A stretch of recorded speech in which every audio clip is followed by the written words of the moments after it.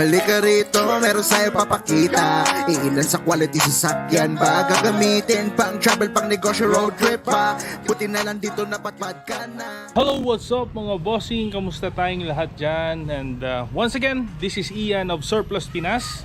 Andito na naman tayo at para ipakita ang ating featured unit today. And shout out sa may-ari ng unit na taga-Tagum lang, okay? Kapitbahay lang ni Davao City yan. Sir Jaime, salamat po sa pagbisita at sa pag-order ng unit na ito. Ang kanyang unit po is DA17V Tiptronic and very basic, the base model ang napusuan ni Bossing na ipagawa sa atin, no? And nagpapasalamat tayo kay Bossing, syempre nagtiwala siya. So natapos na ang unit and ihahatid natin ito sa Tagum City in a while after this video mga boss. Papakita ko muna and kung ano yung pinagawa ni Bossing. So yeah, shout out Sir Jaime, mabuhay po kayo, maraming salamat po. And that's it. And don't forget mga bossing, sa hindi pa subscriber ng ating YouTube channel, please subscribe sa ating channel, no, Surplus Pinas, and pa-like and follow ng page natin Surplus Pinas on Facebook. And also mga boss, pag may inquiries tayo, syempre doon tayo sa page natin mag-i-inquire at magtatanong kung ano yung gusto ninyo, and kung may question kayo about sa setup na ito or sa mga previous videos natin, don't hesitate to question. Okay? Okay, pakita na natin ang unit ni Sir Jaime, ang DA17V base model. Let's go.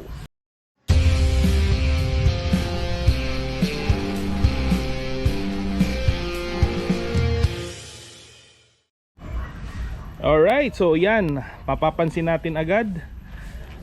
Very simple ang ating unit today. So this is pearl white combination with black. Okay, so black and white combination ang pinaka concept ni Bossing. Ayan, so straight seat. Yan po ang mga typical base model ng unit natin. And kung bansagan dito is kaling-kaling. Ayan, so hindi siya power window. And the engine is RO6A. Okay, VVTi. So fully electronic.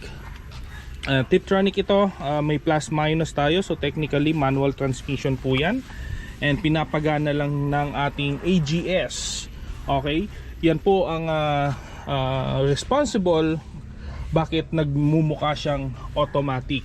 Alright, so sa mga user ng ganito, alam naman natin na hindi ATF ang oil ng mga Tiptronic. So yan po is manual transmission fluid ang gear oil niya. So pagdating naman sa AGS, meron tayong special oil na nilalagay dyan.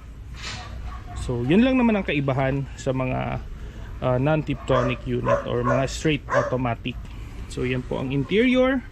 So sa labas muna tayo. So ang upgrade lang ni Bossing na ginawa is syempre brand new mags and tires. Yan po, 13 ang size. This is 16565 R13.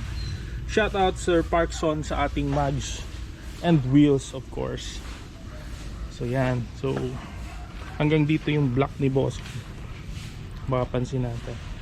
Sa likod open. So naka brand new matting tayo and upholstery syempre, and sa ceiling as always felt black pa din tayo para malinis tingnan. So yan ang pinaka rear view. So may ano na din ito, reverse camera and special plate holder na nilagay natin.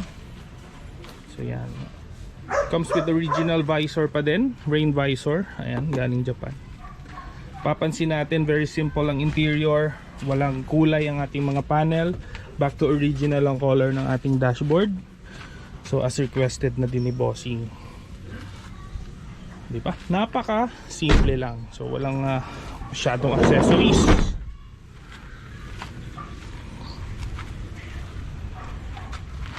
Ayan. So base model ang unit natin. So pagdating naman sa presyo ng mga ganito, it's gonna be around 280.